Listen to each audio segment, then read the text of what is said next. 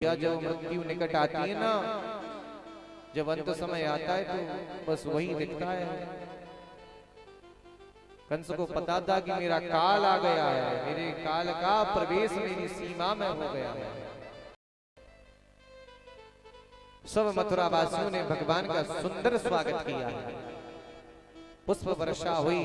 अब तो ब्रजवासी चकाचक आनंद ले रहे हैं, बोले लाला तेरे बड़े जलवे हैं, देख तेरे मामा ने बढ़िया चकाचक व्यवस्था कर रखी है, उसके ही साथ पुष्प वर्षा। ऐसी व्यवस्था भैया हमारे मामा ने भी कर रखी है, चकाचक रख रखो बिल्कुल दिन भर, बिल्कुल शीतलता मिले वहां पर रहने में, आनंद ही आनंद है। वहां भगवान के सखा कह रहे हैं ना, बहुत आनंद आ रहा है। यहाँ हमारे सखा भी बैठे हुए हैं, वो भी बिल्कुल कह रहे हैं चकाचक आनंद छंभो मामा। टाइम टू कोल्ड ड्रिंक पहुंच जावे, टाइम टू टाइम व्यवस्था चल रही है।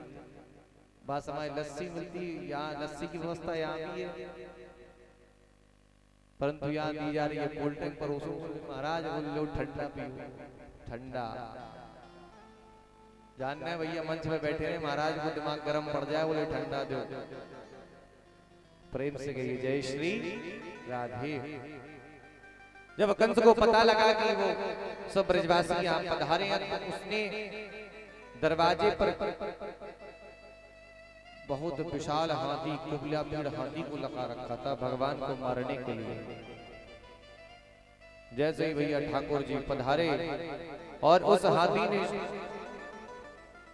भगवान पर प्रहार करने लगा, भगवान पे जैसे ही पैर रखा, भगवान ने उसकी सूंड पकड़ी और चारों तरफ घुमाया और दे पटका धड़ाम, भयंकर आकाश में शोर हुआ। उसके शरीर से प्राण ज्योति निकली, भगवान के चरणों में मिली। सुंदर दांत था उसका, भगवान ने आज स्वयं धारण किया है। कुबला हाथी के दो दांत बहुत सुंदर। अब भगवान अंदर रंगशाला में प्रवेश कर रहे हैं। वहां कंस के यहाँ अंदर कंस बैठा था बिल्कुल आसन पर, तो भगवान ने प्रवेश किया। सर्वप्रथम धनुष भंग किया ठाकुर जी ने। जैसे ही भैया धनुष भंग किया, वो समझ गया कि अब यही मेरा काल है। कंसस्य वृषे धनुषं प्रगोवन तीनाहं कृष्णवाक्यमकस्तस्या। भगवान अब कौन है, उसे पता था जो इस धनुष को भंग करेगा वही मेरा काल होगा।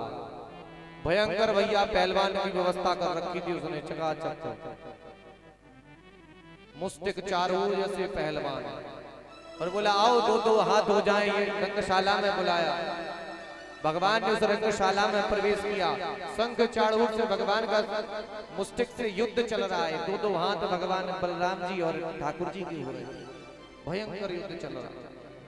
संगम चाड़ो मुष्टिकम प्रहारम चा, सब देवता देख रहे हैं।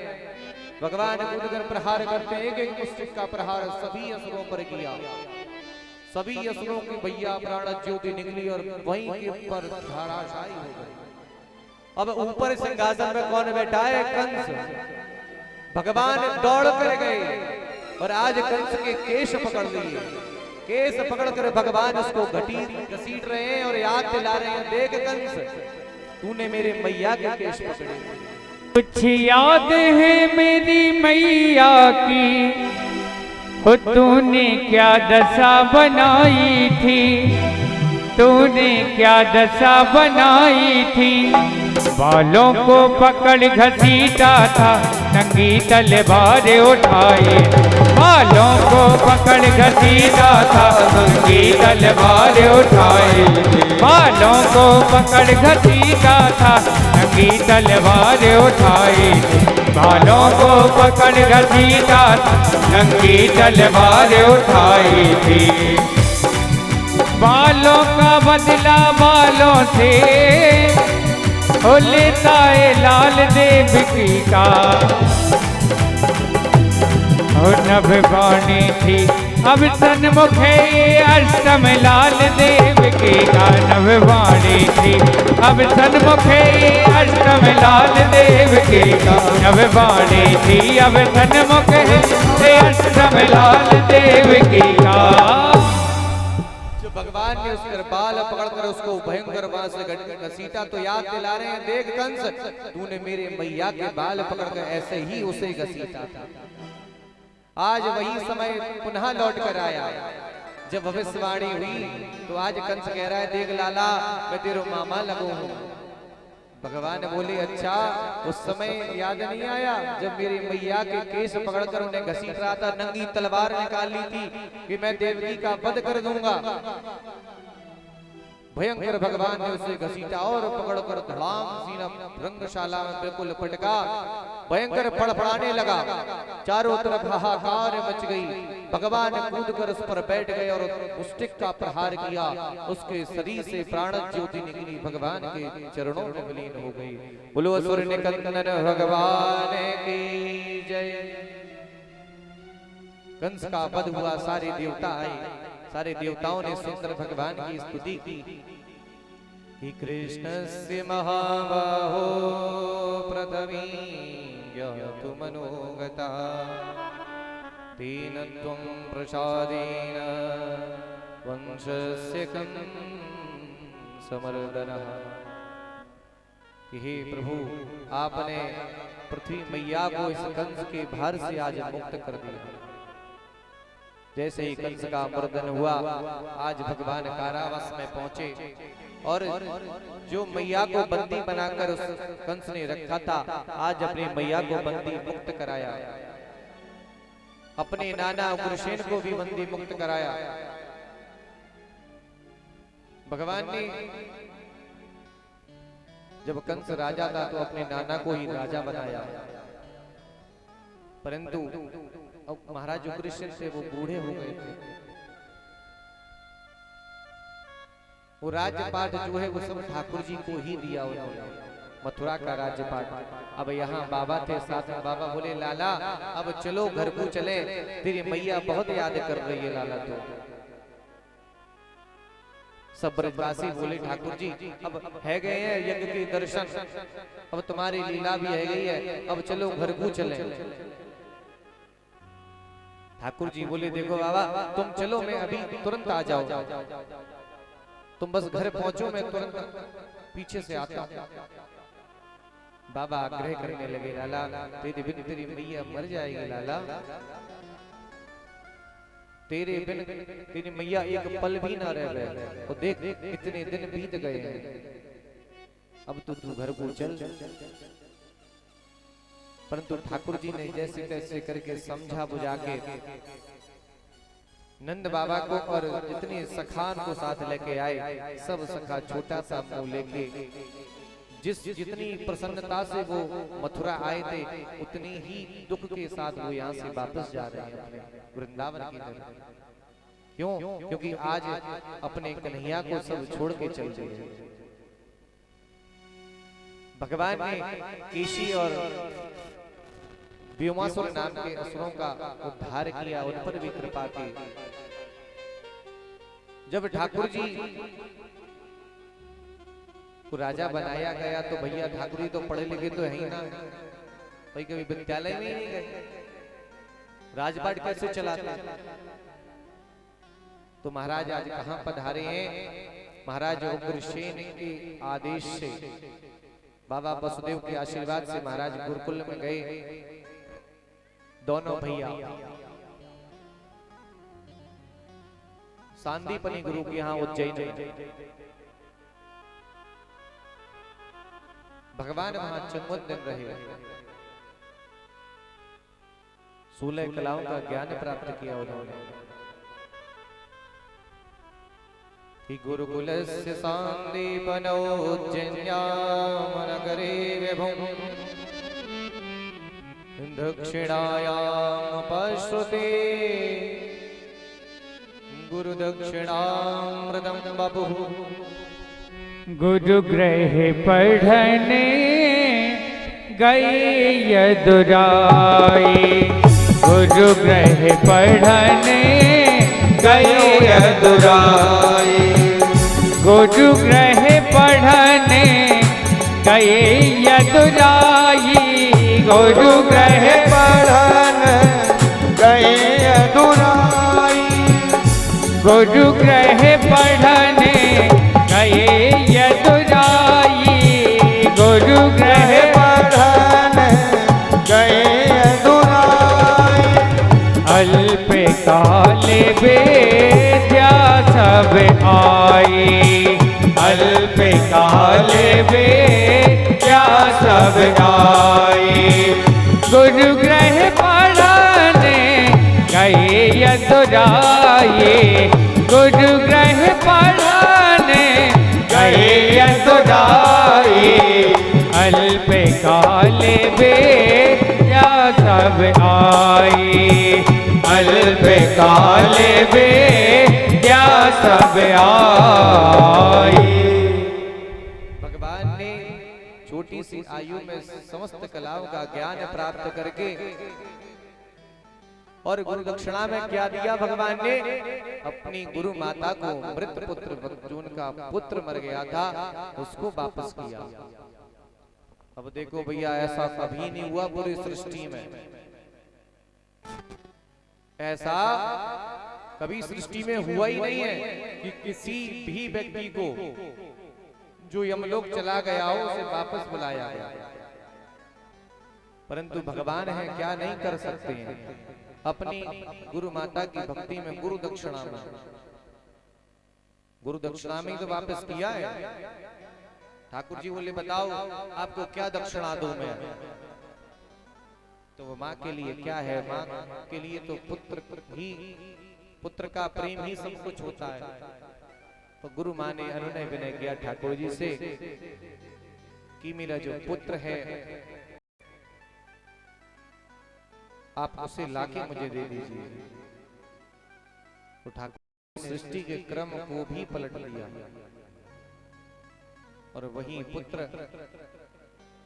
अपनी गुरु माता को वापस कर पुनः मथुरा लौटे। आज भगवान का राज्य सुचारू रूप से चलने लगा। आज भगवान के एक मित्र बने, उन मित्र का नाम है श्री उद्धव। यहां से हम सब उद्धव चरित्र में प्रवेश करते हैं। ये जो चरित्र है ये भागवत का बड़ा ही पावन चरित्र है, प्रेम का। कि प्रेमी भक्त आते यहाँ देश देशांतर से, जिनके हृदय में जलती प्रेम ज्वाला है। प्रेम की परीक्षा होती, प्रेम का प्रश्न पत्र मिलता निराला है। उद्धव से ज्ञानी आए यहाँ प्रेम बढ़ने को, वृंदावन प्रेम की पवित्र पाठशाला। उद्धव जी महाराज, उद्धव चरित्र है ना, भगवान ने उनको वृंदावन भेजा था। ज्ञान का अभिमान था उन्हें। ऐसा पावन चरित्र बड़े बड़े संतों में से बहुत बहुत सुंदर इन पर व्याख्याएं की हैं, बड़े बड़े सुंदर पद इन पर लिखे गए हैं श्री उद्धव जी महाराज पर। भगवान के परम मित्र थे और उन्हें बड़ा अभिमान था। किसका? ज्ञान का। कि उद्धवो शिष्य बृहस्पति साक्षात् स्वर्गस्य प्राप्ते गुरु परम पदम। ये किसके शिष्य हैं? बोले साक्षात बृहस्पति के। और भैया बृहस्पति तो बड़े ज्ञानी, बृहस्पति तो बड़े ज्ञानी हैं। अब जब ज्ञानी का शिष्य इतना ज्ञानी है तो उसे ज्ञान का अभिमान तो होगा ही। लेकिन भगवान किसी का अभिमान नहीं रहने देते हैं। और जो भगवान के सम्मुख होता है ना, जो भगवान के आसपास होता है, जो भगवान के पास जाना चाहता है, सबसे पहले उससे अभिमान दूर करना चाहिए, वरना भगवत प्राप्ति नहीं होती है। अगर आपके अंदर अभिमान है तो आपको भगवत प्राप्ति नहीं होगी। किसी का भी अभिमान हो, चाहे वो धन का हो, चाहे वो परिवार का हो, कि हमारा परिवार बहुत अच्छा है, किसी का भी अभिमान हो, विद्वान हो, अगर उसमें आरत भाव नहीं है, उसमें दया नहीं है, उसमें सरलता नहीं है, उसमें प्रेम नहीं है, तो वो ठाकुर जी को नहीं पा सकता। ये जो कथा है ये हमें संदेश देती है। हर कथा का एक संदेश होता है।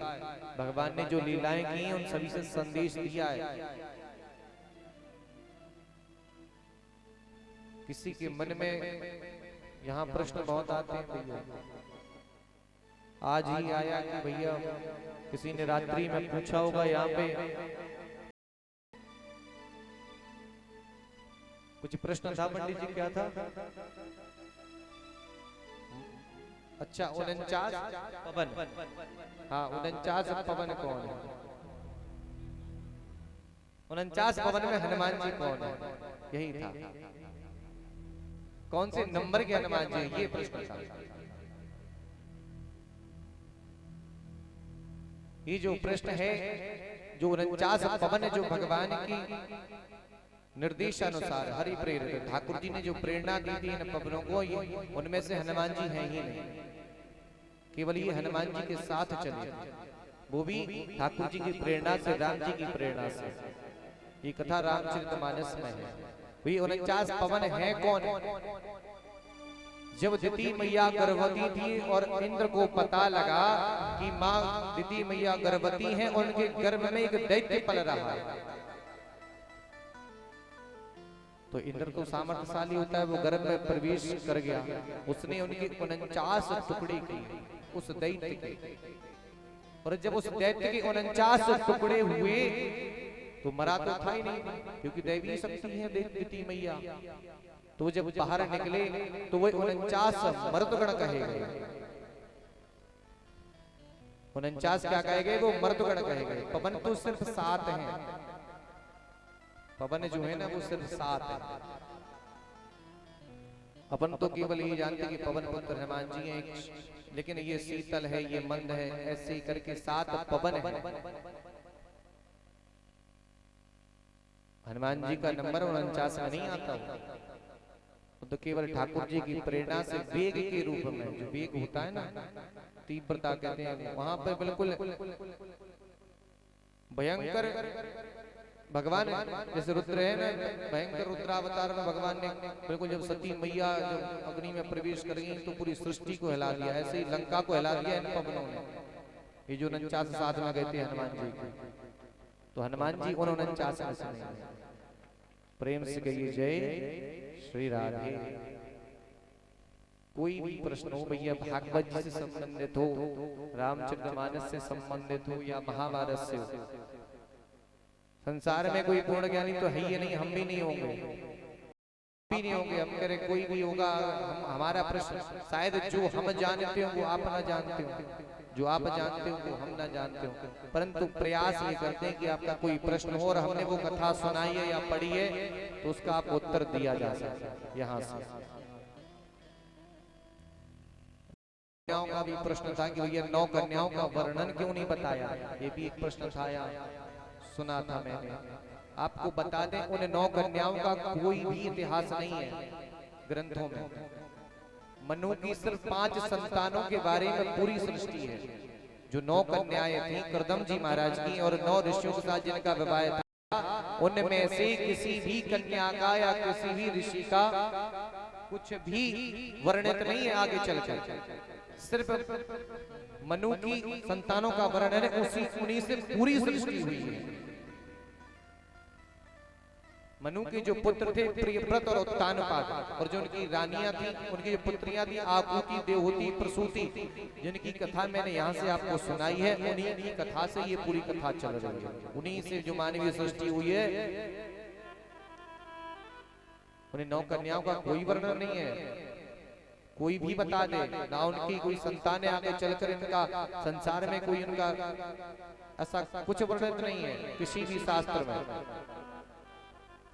वो सिर्फ उनका विवाह हुआ था कर्दम जी महाराज की जो 9 कन्याएं थी। भगवान कपिल का अवतार उनके बाद हुआ था। देवहूति मैया को भगवान के दर्शन करने थे, परंतु पहले 9 कन्याएं हो गई और जो करदम जी महाराज जी पुनः तपस्या करने जाने लगे तो उन मैया ने याद दिलाया कि आप जिनकी तपस्या करने जा रहे हैं वो तो आपके घर आने वाले हैं। तब वो फिर पुनः वो कुटिया में उन्होंने कई वर्षों तक उन्होंने कामक नाम का एक विमान बनाया था, उसमें विहार किया और उनके यहाँ हमारे कपिल भगवान प्रकट हुए। और फिर उनका जो ध्रुव जी महाराज का चरित्र है, प्रियव्रत महाराज के 2 पुत्र हुए, उनका आगे चरित्र है। उत्तानपाद के 2 पुत्र हुए, ध्रुव जी और उत्तम।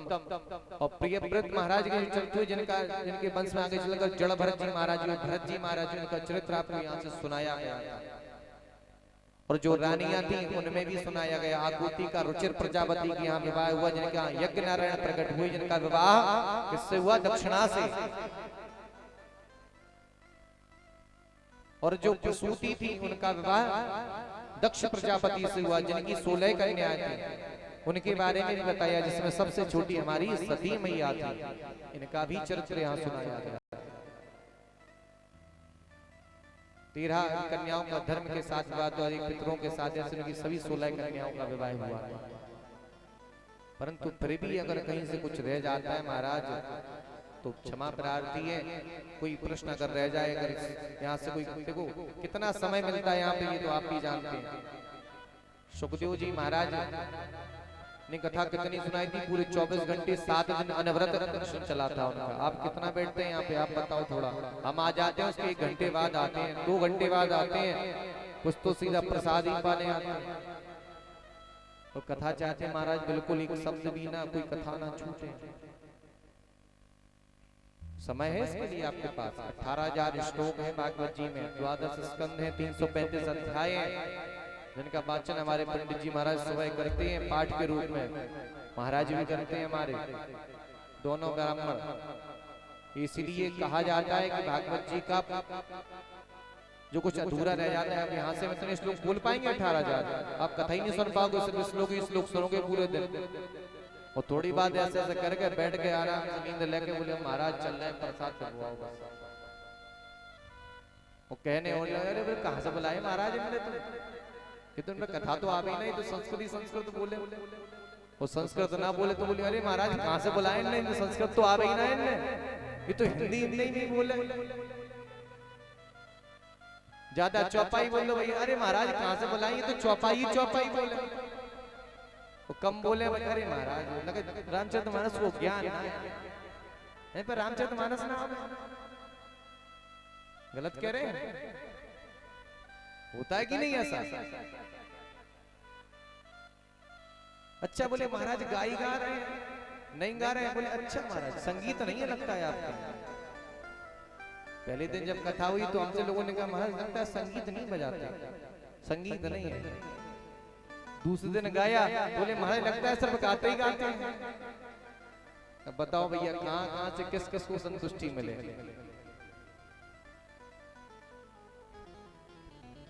तो यहाँ संसार में भांति भांति के लोग बताए थे ना, श्रोता, सरोता और सोता। अब जब सोता यहाँ आता है तो वो सो जाता है, जो कथा छूट जाती है महाराज मजा ना है, वो कथा वो महाराज तो कहीं ना ही तो भूल ही गए जब तुमने सुना ही नहीं उस कथा को।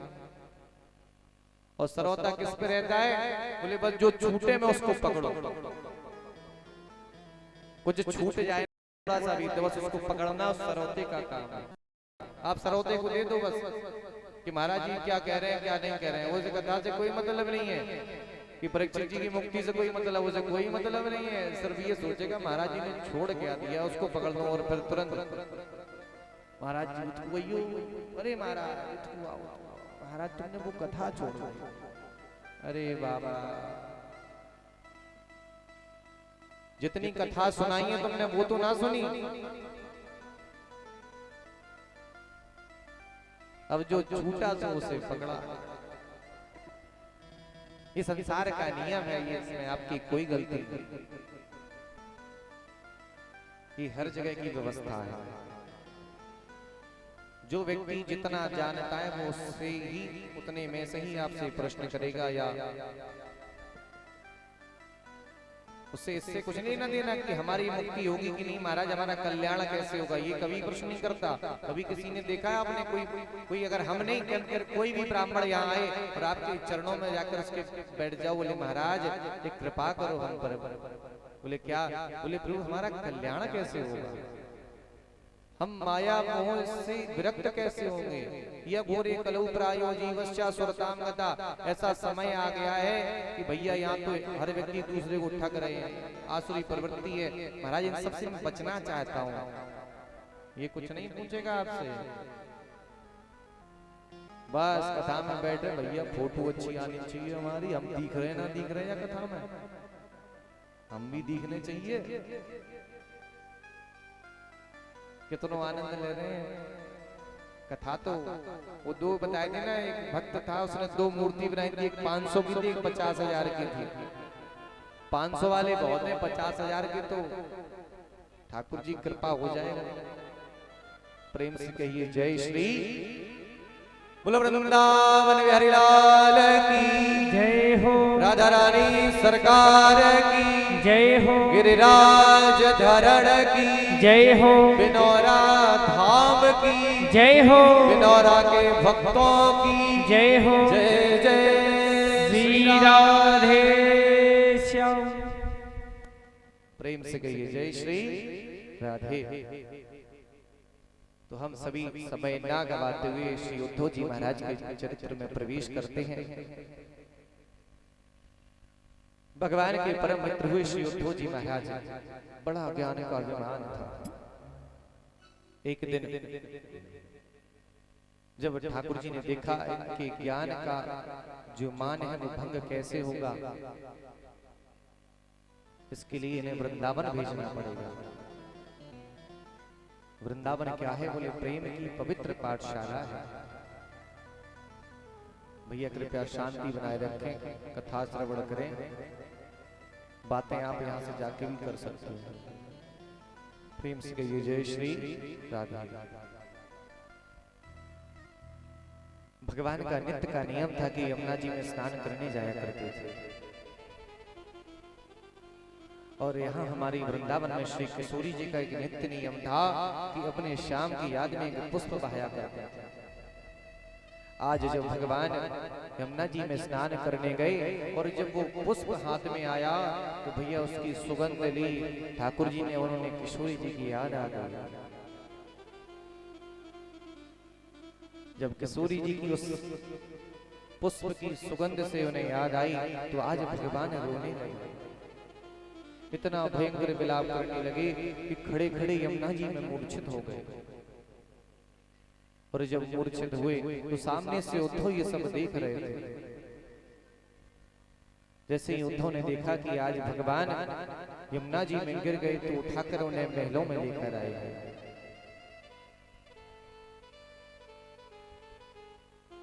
उद्धव जी महाराज बोले भगवान हे प्रभु आप तो साक्षात ब्रह्म है, क्या आपको भी किसी की याद आती है? ठाकुर जी बोले हे उद्धव मोहे ब्रज बिसरत नाहि। उद्धव मैं ब्रज को भूल नहीं पा रहा, मुझे मेरी मैया की, मेरे बाबा की, मेरे गोप ग्वालन की, मेरे सखान की, आज मुझे किशोरी जी की बहुत याद आ रही है। भगवान बोले उद्धव तुम एक काम करोगे? बोले बताओ प्रभु क्या करना है? बोले मेरा एक पत्र है, उस पत्र को तुम ब्रजवासियों को जाकर दे देना। भगवान ने आज सुंदर पत्र लिखा है अपनी मैया के लिए, अपने बाबा के लिए, अपनी गोपियों के लिए कि ये उद्धव मेरी मैया ते जा कहियो, हे उद्धव मेरी मैया को सुनियो, तेरो श्याम दुख पावे, मेरी जा कहियो, कोई न खबावे मोहे माखन रोटी,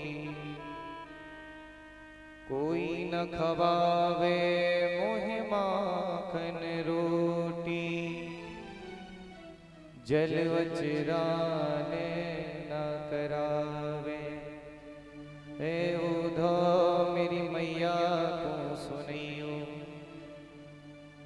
और माखन मिश्री नाम न जानो। हे उद्धव तुम मेरी मैया से जाकर कहना तेरा लाला बड़ा दुखी है। आज यहाँ सब कुछ है, 56 भोग है, 36 व्यंजन है, पर मैया मोह जब वो माखन रोटी देती ना तो उसमें जो स्वाद था वो उसमें है ही नहीं। सब मुझे यहाँ द्वारकाधीश कहते हैं, सब मुझे यहाँ राजा महाराजा कहते हैं, पर कनुआ कहीं मोए कोई ना पुकारा। मेरी मैया को सुनियो। दूसरा पत्र अपने बाबा को लिख ले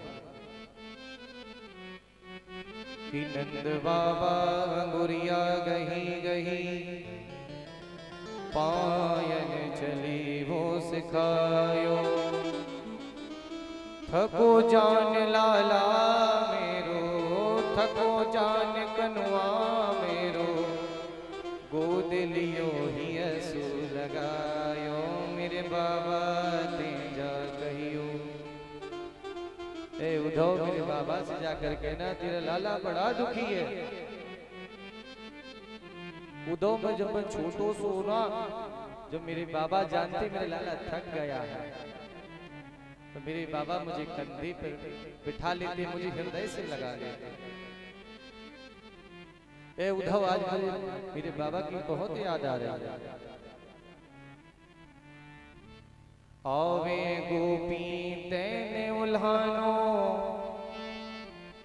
नेक न चित पे लावे। और ने कहू बाल खसो मेरो, तो बार बार कुल देवी मनावे। मेरी गोपिन तेजा कहियो। हे उद्धव मेरी गोपिन को सुनियो। उद्धव मैं तुम्हें कहां तक बताऊं, जब मेरी गोपियां मुझे थोड़ी सी भी खांसी होती है सब गोपियां कुल देवी के पास चली जाती कि मेरे लाला को कष्ट मत दीजिए, जितना भी कष्ट सब मुझे दे देना, मेरे लाला को मत देना। ऐसी गोपियां ब्रज में आज मुझे उनकी बहुत याद आ रही है।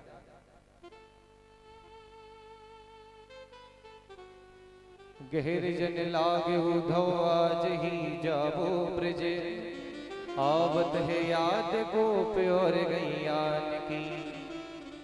उठती और पीर नहीं धर धीर, वास करत वास वंशी वट छैया की। आवेंगे दो भैया जइयो नंद रैया, मेरो ले नाम उद्धव कहियो प्रणाम। मैया के पायन में ऊधमी कन्हैया की। भगवान का कंठ अवरुद्ध होने लगा बताते कि तुम नंद महल जाना और मैया के चरणों में मेरा प्रणाम कहना कि मैया तुम्हें ऊधमी जो तेरा कन्हैया वो प्रणाम कर रहा है। अंतिम पद श्री राधा रानी को लिखा। श्री राधे मम कौन कियो अपराध तिहारू, काढ़ दियो ब्रज मंडल ते अब और दंड रयो अति भारू। सो कर ल्यो अपनो कर ल्यो, निकुंज कुटी यमुना तट प्यारो। भई सो भई अब दया के दान, अब आप ही संभारो। हे राधा रानी मैंने ऐसा कौन सा अपराध कर दिया जो तुमने मुझे इस ब्रज मंडल से बाहर कर दिया। आज भगवान सबको पत्र लिख रहे, आज भगवान ब्रजवासियों को भूल नहीं पा रहे। उद्धव जी महाराज को पत्र दिया, ब्रज की तरफ चल दिए। भैया ब्रज की स्थिति देखो क्या है। सब सखा उस इस रास्ते से भगवान गए थे ना, वहां जाकर बैठ जाते कि इस रास्ते से मेरा कन्हैया गया था, इसी रास्ते से आएगा, एक दिन जरूर आएगा। भगवान के सखा समस्त गोपियां बैठ जाती जाकर। ब्रज की स्थिति क्या है कि सूर्य शाम डूबत है प्रभु, पर ब्रज का ही न ले तो बारी। कंचु की पट सूखत नहीं, ऐसी स्थिति है कि पलक नहीं सूख पा रही, इतने आंसू बह रहे हैं ब्रज में। हे प्रभु, भगवान सूर्य नारायण तो रोज निकलते हैं और अस्त हो जाते हैं, पर ब्रज नहीं उभर पा रहा भगवान के विरह से। कंचु की पट सूखत नहीं, ब्रज का ही ना लोई वारी, ब्रज नहीं उभर पा रहा। जब ब्रजवासियों ने देखा दूर से कि रथ आ रहा है तो खुशी की उमंग दौड़ गई। उसमें से एक सखा था भगवान का परम प्रिय मधुमंगल, वो दूर जाकर बैठ गया। बोले देख आज मेरे कन्हैया आ रहा है, आज मैं यार गुस्सा हो जाऊं, इतने दिन लगा दिए इसने आने में, कभी की कह के गया था कि कल नहीं तो परसों आ जाऊंगा। दूर झाड़ियों में जाकर बैठ गया। जब रथ पास आ गया तो बोला गुस्सा तो बाद में हो लूंगा, पहले अपने लाला के दर्शन कर लूं, इतने दिन बाद मेरा लाला यहाँ आ रहा है। उन झाड़ियों से बाहर निकलकर जब आया तो समस्त गोपियां वहां खड़ी थी। भगवान के स्वरूप के जैसे ही श्री उद्धव जी महाराज थे। पहले तो पहचान नहीं पाई, जब पास में आई तो देखा ये तो मेरे भगवान, ये तो मेरे प्रियतम है ही। उद्धव जी महाराज ने पता पूछा कि जाओ मुझे नंद महल कहाँ है, तो गोपियों ने कहा जो ये नाली जा रही, ये जो पानी आ रहा है उसी महल से आ रहा है, इसी रास्ते तुम चले जाओ। उद्धव जी महाराज उसी रास्ते नंद महल पहुंचे।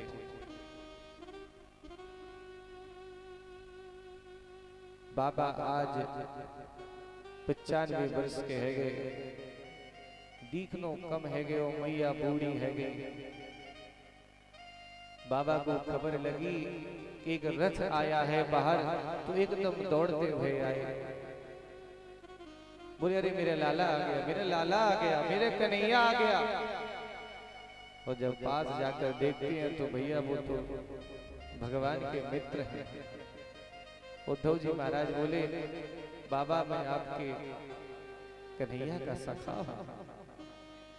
जब इतनी आवाज मैया ने सुनी तो मैया लाठी टेकती भई आ रही है, अरे मेरो कन्हैया वो मेरो लाला वो।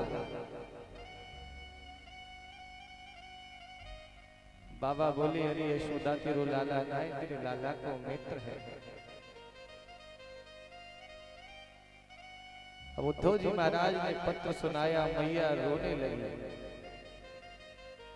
मैया कह रही है मेरे लाला इतना बड़ा हो गया, वहां बैठकर मुझे प्रणाम भेज रहा है। आज मैया प्रेम में इतनी बावरी है रही है। जब उद्धव जी महाराज अंदर गए तो उद्धव जी देख तू छुप रही हो, मेरे लाला सो रहे हो यहाँ। थोड़ी देर बाद याद आती है मैं भी कितनी बावरी है रही हूँ, लाला तो मेरा चला गया है। उद्धव जी महाराज को वो उखल दिखाती है कि देख उद्धव में कैसी बावरी है गई, मैंने या लाला को अपने उखलते बांध दियो। मुंह दया भी ना आई, मेरे कितनों सो छोटो के नहीं आओ, कितनों कोमल हो, तो मेरी मती मारी गई या उगलते मैंने अपने लाला को बांध दियो। कहीं मेरो लाला बुरो तो ना मान गयो। ए उद्धव मैं क्षमा मांगती हूँ, मेरे लाला से कहियो मैया तो ब्रज में याद करे।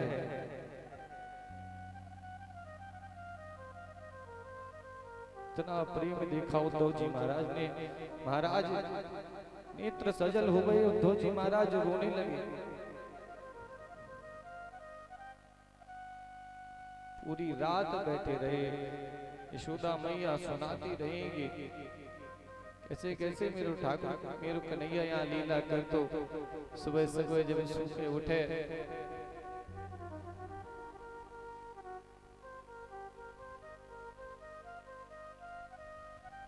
जब इतना उद्धव जी महाराज देखे, बोले बताओ तुम कितने निष्ठुर हो, कितने प्रेमी हैं ब्रजवासी, तुम्हें कितना याद करते हैं और तुम जाकर वहां मथुरा में बैठे हो।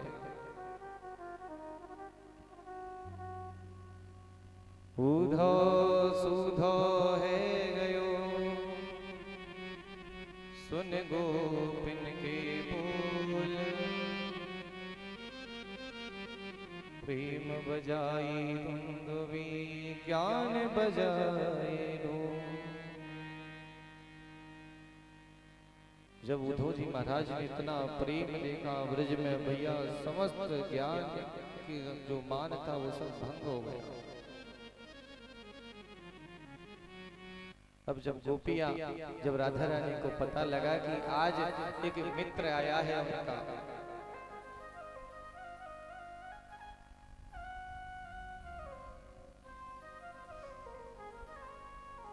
आज उन्होंने एक मित्र भेजा है अपना हमारे पास, संदेश लेकर आया।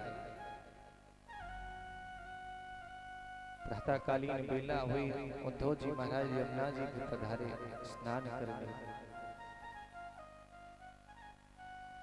समस्त गोपियां वहां पहुंची। अब सामने से तो बात कर नहीं पा रही, तो गोपियों ने एक भ्रमर गीत गाया है।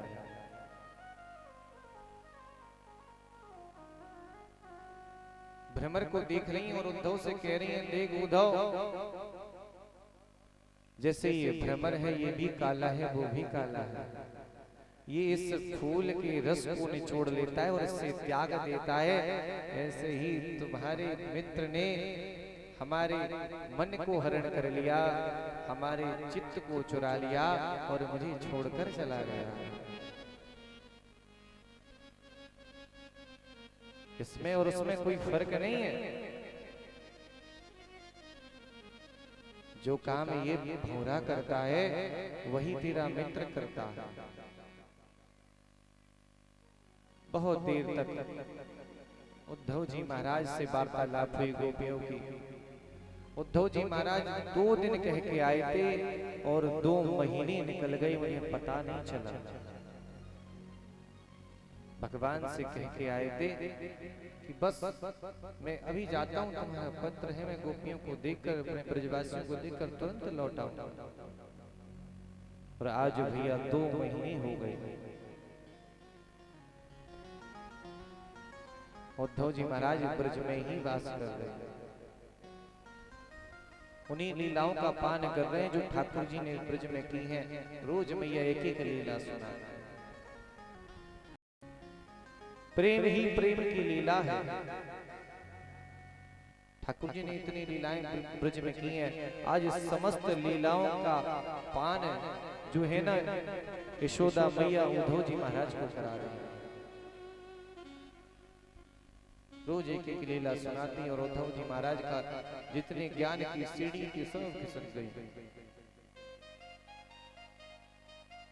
अब तो बस प्रेम ही प्रेम बचा चला। ज्ञान तो ऐसे लगा जैसे दूरी बना ली हो उनसे, उद्धव जी महाराज से। जितना वेदों का ज्ञान था, जितना शास्त्रों का ज्ञान था, वो सब वहीं धरा का धरा रह गया।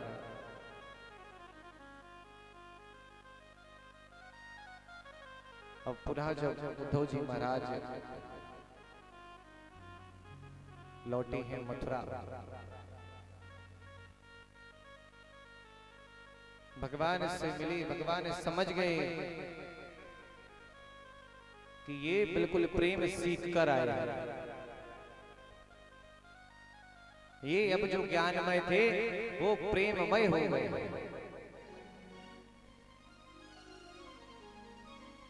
अब ये ज्ञानी नहीं रहे, अब ये प्रेमी हो गए। हो ये तो प्रेम की बात है उद्धव, बंदगी तेरे बस की नहीं है। ये तो प्रेम की बात है उद्धव, बंदगी तेरे बस की नहीं है। ये तो प्रेम की बात है बोलो, बंदगी तेरे बसे यहाँ सर्द के होते हैं सौदे, यहाँ सर्द के होते हैं सौदे। आशिकी इतनी सस्ती नहीं है, ये तो प्रेम की बात है बोलो। हरि वो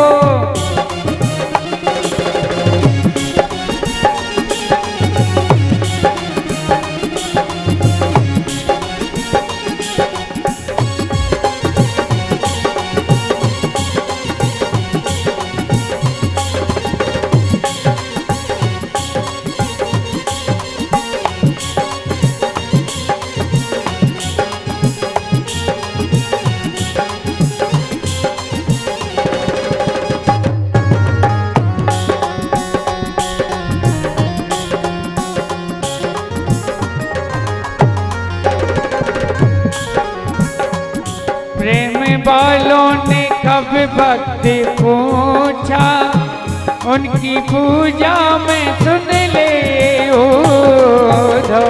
प्रेम वालों ने कब भक्त पूछा, उनकी पूजा में सुन ले ऊधो। प्रेम वालों ने हो, प्रेम वालों ने कब भक्त पूछा, उनकी पूजा में सुन ले उधो। यहाँ दम दम में होती है पूजा, यहाँ दम दम में होती है पूजा। सर झुकाने की फुर्सत नहीं है, ये तो प्रेम की बात है बोलो, बंदगी तेरे बस की नहीं है।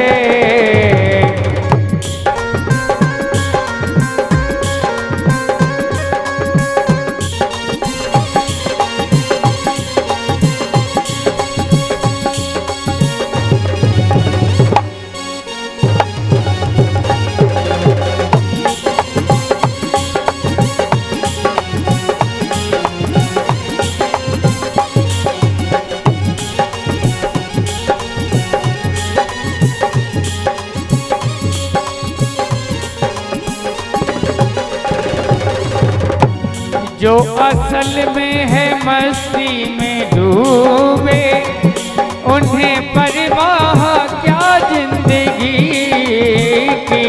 जो असल में है मस्ती में डूबे, प्यारे उन्हें क्या परवाह जिंदगी की। जो असल में है मस्ती में डूबे, उन्हें परवाह क्या जिंदगी की। जो असल है मस्ती में डूबे, उन्हें क्या परवाह जिंदगी की। और जो उतरती है चढ़ती है मस्ती, जो उतरती है चढ़ती है मस्ती, वो हकीकत में मस्ती नहीं है। ये तो प्रेम की बात है बोलो, बंदगी तेरे बस की नहीं है। ये तो प्रेम की बात है बोलो, बंदगी तेरे बस की नहीं है। आशिकी इतनी सस्ती नहीं है, बंदगी तेरे बस की नहीं है। राधा रमण लाल की जय हो, नंद के लाल की जय हो, श्री वृंदावन बिहारी लाल की जय हो, श्रीमद् भागवत महापुराण की जय हो। जय जय श्री राधे श्याम लाल की जय हो। जय जय श्री राधे महाराज कई महीनों के बाद भगवान मथुरा पधारे। उद्धव जी महाराज ने पूरी कथा सुनाई। कहने लगे, अरे इतने निष्ठुर हो तुम, कितना प्रेम करते हैं ब्रजवासी, दिन रात तुम्हारे लिए तड़पते, कितनी दयनीय स्थिति है उनकी। परंतु ठाकुर जी फिर कभी पुनः लौटकर ब्रज नहीं गए मथुरा से, क्योंकि उन्हें नंद बाबा और यशोदा को सिर्फ बाल लीला दर्शन कराने का वरदान दिया था। आज महाराज सुंदर भगवान का राज्य काज चलने लगा, परंतु जो कंस की दो रानियां थी, अस्ति और प्राप्ति, अस्ति प्राप्तिश्च भद्रयोगते कंसस्य, ये जो उनकी दो पत्नियां थी अस्ति और प्राप्ति, जब कंस का मर्दन किया था हमारे ठाकुर जी ने, तो ये अपने पिता के पास पहुंच गई थी। कहां? जरासंध के पास।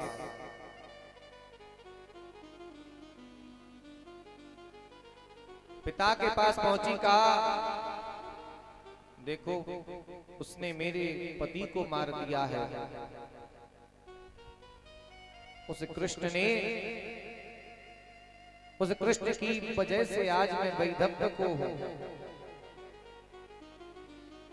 अब तो भैया जरासंध भगवान से प्रतिशोध लेना चाहता था, समूल यदुकुल का नाश करना चाहता था। उसने अपनी सेना तैयार की, भयंकर विशाल सेना लेकर भगवान पर आक्रमण कर दिया। भगवान ने दो विमान मंगाए, एक पर ठाकुर जी विराजमान, एक पर दाऊ जी, और उसकी पूरी सेना का मर्दन कर दिया। अंत में जब उसको पकड़ा, वो ठाकुर जी की शरण में आया, ठाकुर जी ने उसे प्राण दान दे दिया, बोले जाओ। लेकिन भैया एक बार, दो बार, तीन बार वो तो माने ही ना, युद्ध पे युद्ध, युद्ध पे युद्ध, 17 बार हारा।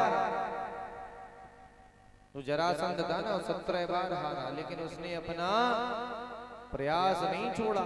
करत करत अभ्यास जड़ मत होत सुजान।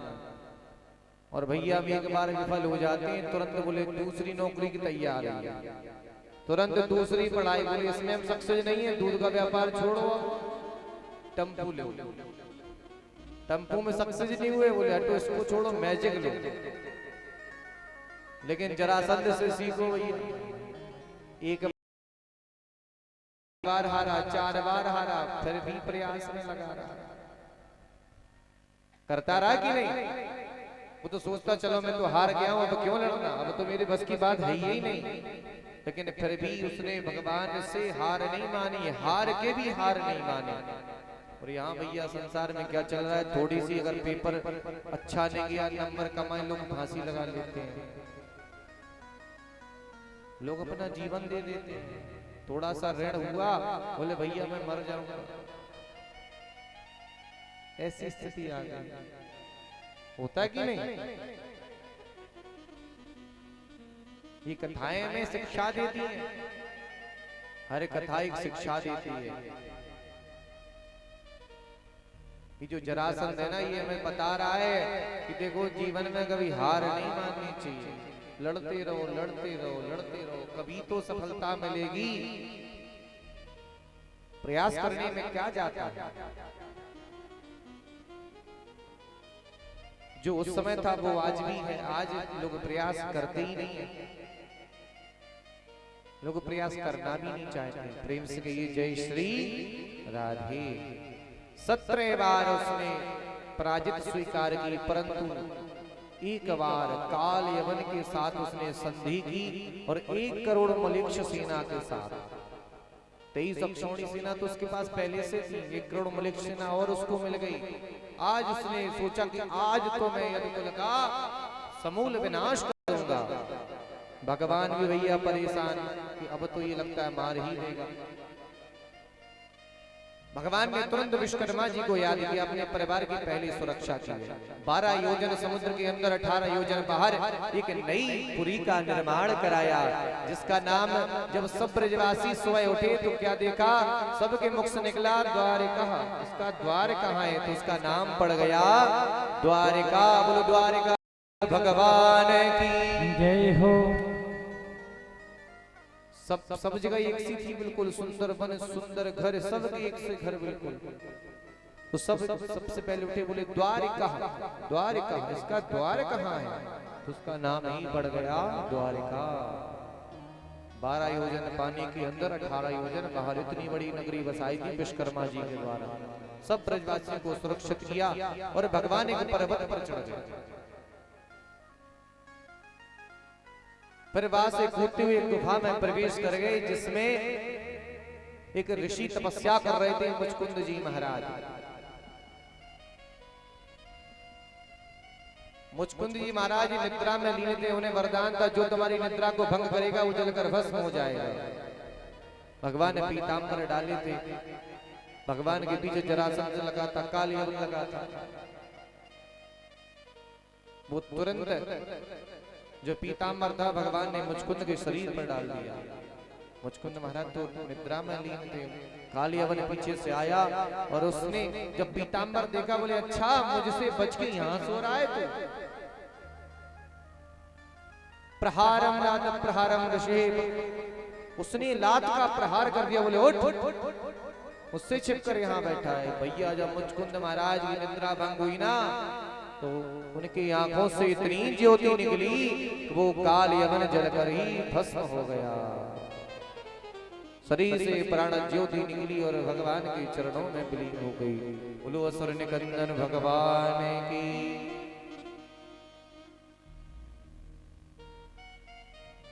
जरासंध वहां से भाग गया, भगवान द्वारिका में रहने लगे। अब भैया तैयारी करो, बिल्कुल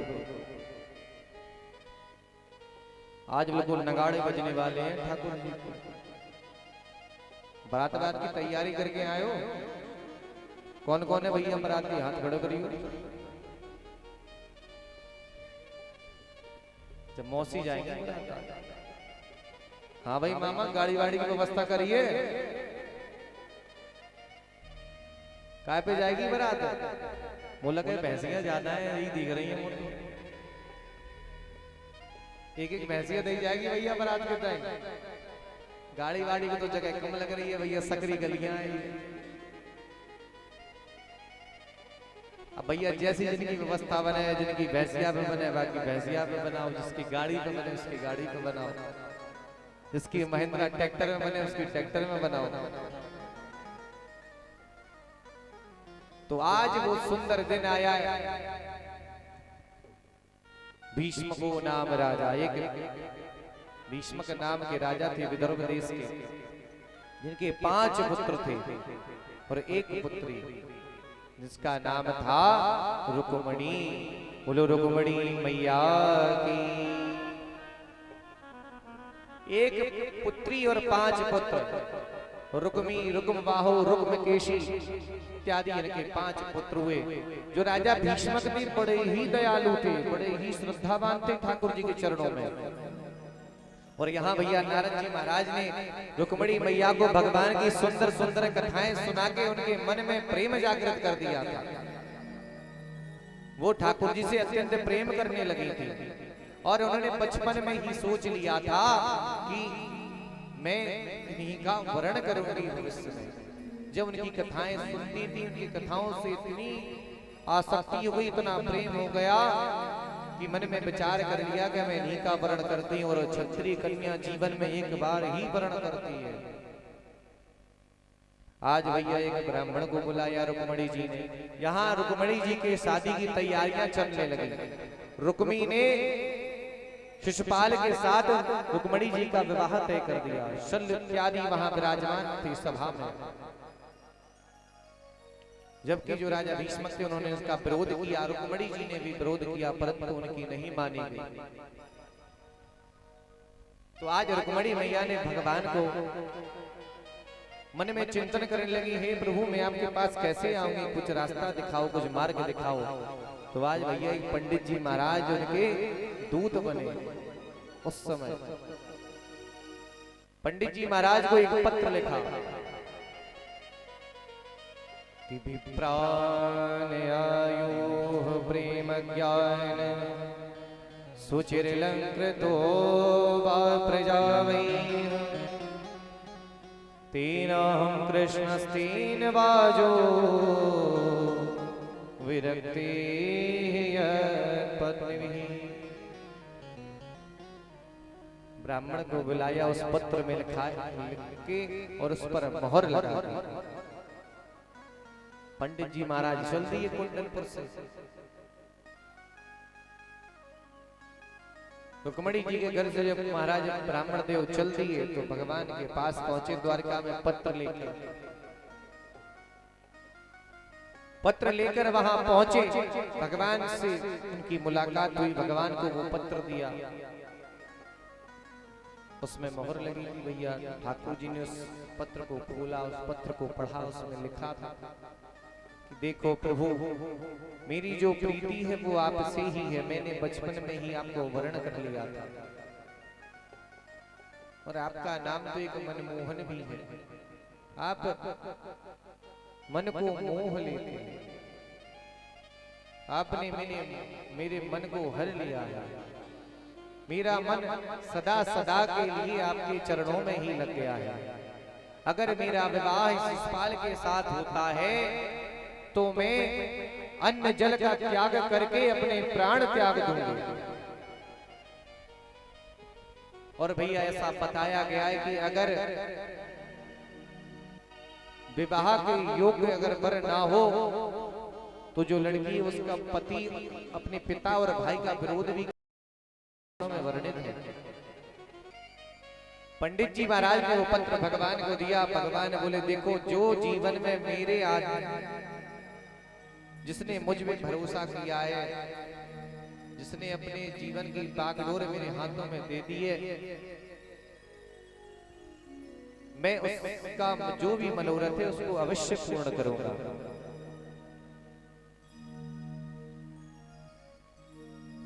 वो उस पत्र में ये भी लिख दिया था कि देखो, विवाह से पहले मैया का पूजन, जो कुल देवी होती है उनका पूजन करने जाती है। उस मंदिर में मैं आऊंगी और आप मुझे वहां से ले जाना। और देखो प्रभु, किसी को बताना भी नहीं है, इसका जिक्र नहीं करना। मुझे बहुत लज्जा आ रही है सब लिखने में। ये भी कह रही हैं कि मुझे बहुत शर्म लग रही है सब लिखने में, परंतु क्या करूं, अगर आज नहीं लिखा तो जीवन भर नहीं लिख पाऊंगी।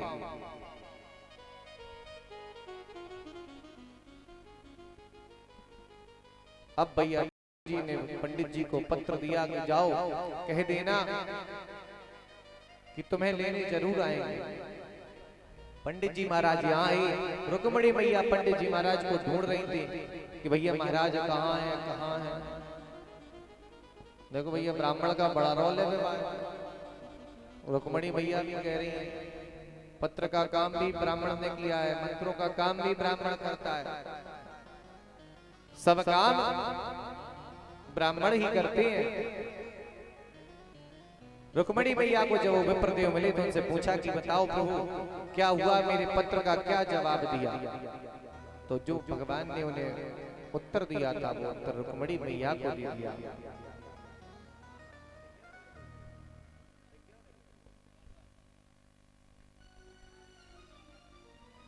अब भैया यहाँ विवाह की तैयारियां चलने लगी।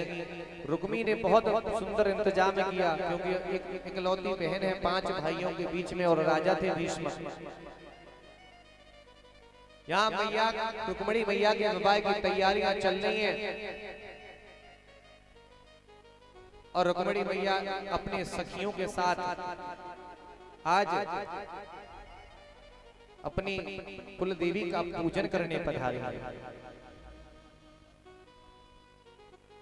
समस्त सखियों को लेकर आज भैया आए हैं और मन में एक ही आशा है, एक ही उम्मीद है कि भैया मेरे श्याम सुंदर आएंगे और मुझे ले जाएंगे।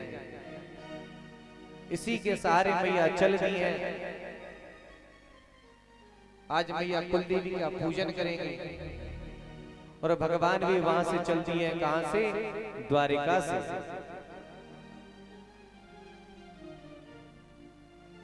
समक्ष रुक्मणी मैया आएंगी, उनका सुंदर सभी लोग पूजन करेंगी वो अपनी कुलदेवी का।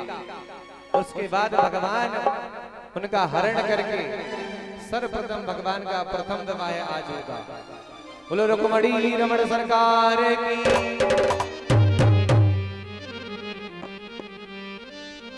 सबसे पहले रुक्मणी मैया की सखियां रुक्मणी मैया का श्रृंगार करेंगे। हो आओ मेरी सखियों मुझे मेहंदी लगा दो, मेहंदी लगा दो मुझे ऐसी सजा दो, मुझे श्याम सुंदर की दुल्हन बना दो।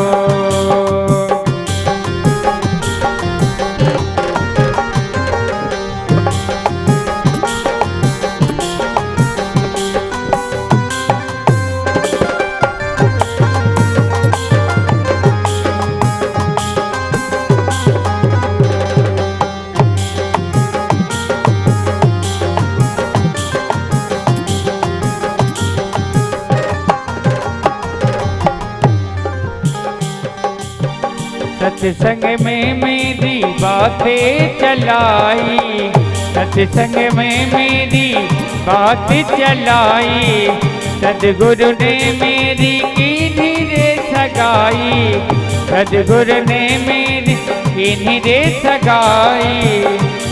हो उनको बुला के हाथ लेवा तो करा दो, उनको बुला के हाथ लेवा तो करा दो, मुझे श्याम सुंदर की दुल्हन बना दो, मुझे श्याम सुंदर की दुल्हन बना दो।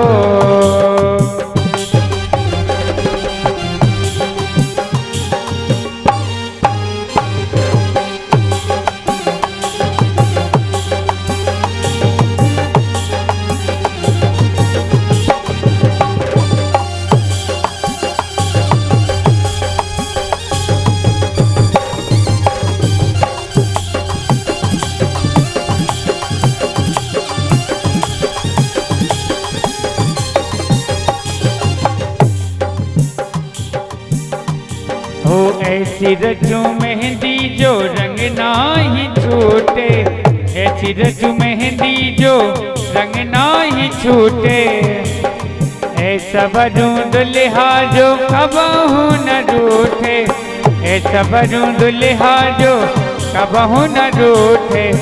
अटल सुहाग की बिंदिया लगा दो, अटल सुहाग की बिंदिया लगा दो, मुझे श्याम सुंदर दुल्हन बना दो।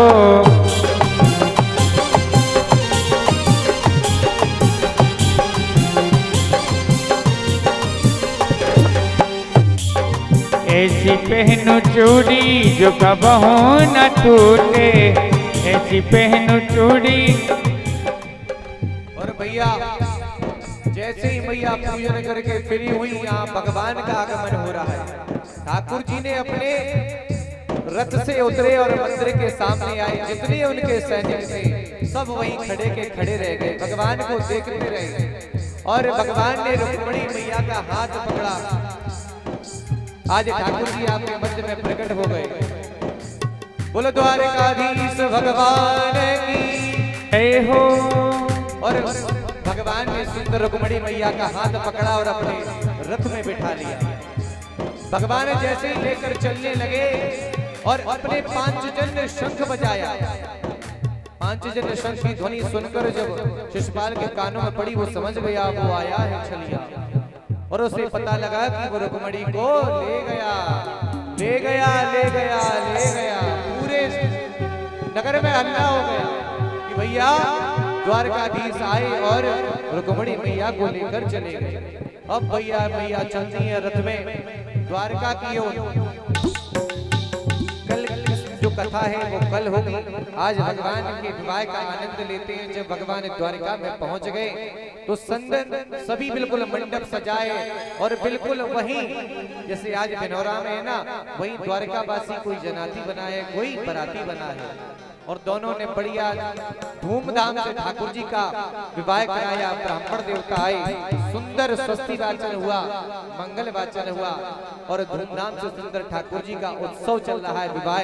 उसी का हम सभी भैया भी आनंद लेंगे। सभी लोग मस्ती में झूमेंगे, गाएंगे, नाचेंगे और भगवान का एक एक करके सभी लोग पूजन करेंगे। लग दुल्हा सतू दीदार सांवरे, हो लग दुल्हा सतू दीदार सांवरे, तेरा किसने किया श्रृंगार सांवरे, तेरा किसने किया श्रृंगार सांवरे, तेरा किसने किया श्रृंगार सांवरे, तेरा किसने किया श्रृंगार सांवरे।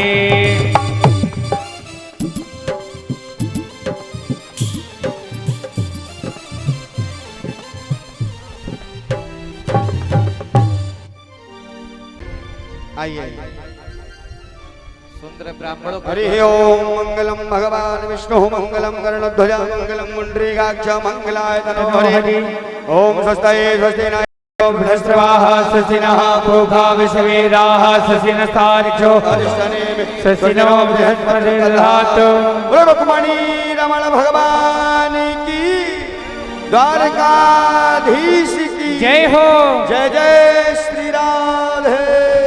हो श्री रघुवर कोमल कमल नयन को पहनाओ जय माला, पहनाओ जय माला। श्री रघुवर कोमल कमल नयन को पहनाओ जय माला,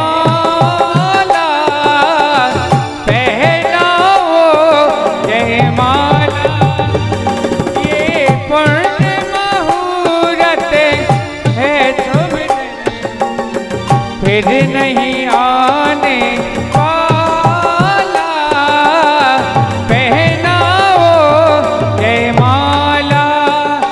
श्री रघुवर कोमल कमल नयन को पहनाओ जय माला। आज मेरे श्याम की शादी है, आज मेरी श्याम की शादी है, आज घनश्याम की शादी है। वो ऐसा लगता है सारे संसार की शादी है। श्याम की शादी है, आज मेरी श्याम की शादी है। ओ श्याम की शादी है, मेरे घनश्याम की शादी है। ओ श्याम की शादी है, मेरे घनश्याम की शादी है। आज मेरे श्याम की शादी है, आज मेरे श्याम की शादी है। ऐसा लगता है सारे संसार की शादी है। आज मेरी श्याम की शादी है, आज मेरी श्याम की शादी है।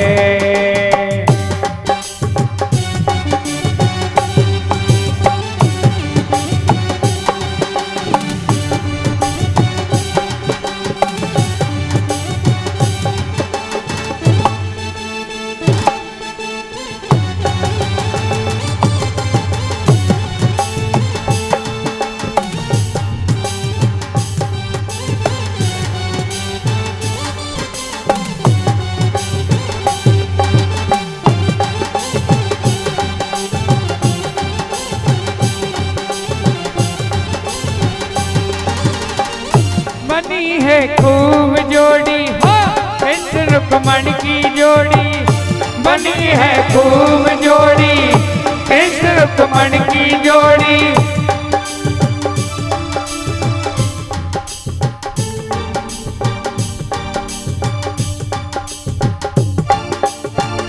बनी है खूब जोड़ी कृष्ण रुक्मणी की जोड़ी, खुशी से नाचे हैं मन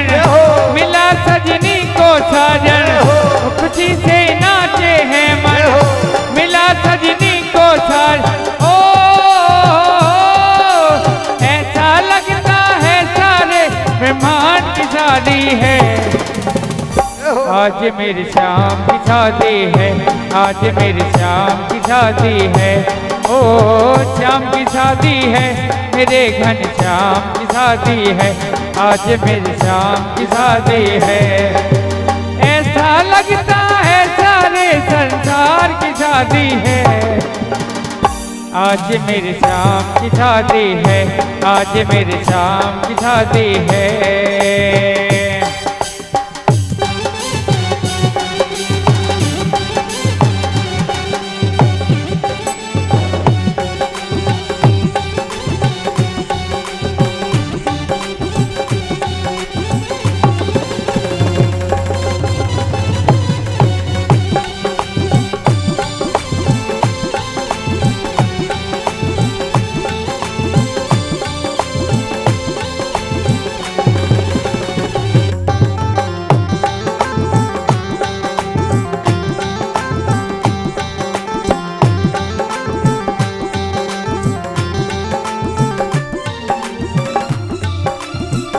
रुक्मणियों मुस्कावे मुझे कान्हा मिल जावे, रुक्मणियों मुस्कावे मुझे कान्हा मिल जावे। मेरी थी यही तमन्ना, पूरी हुई मेरी तमन्ना, मेरी थी यही तमन्ना, पूरी हुई मेरी तमन्ना। ओ ऐसा लगता है सारे संसार की शादी है, आज मेरी शाम की शादी है, आज मेरी शाम की शादी है। ऐसा लगता है सारे संसार की शादी है, आज मेरी शाम की शादी है, शादी है, आज मेरी शाम की शादी है।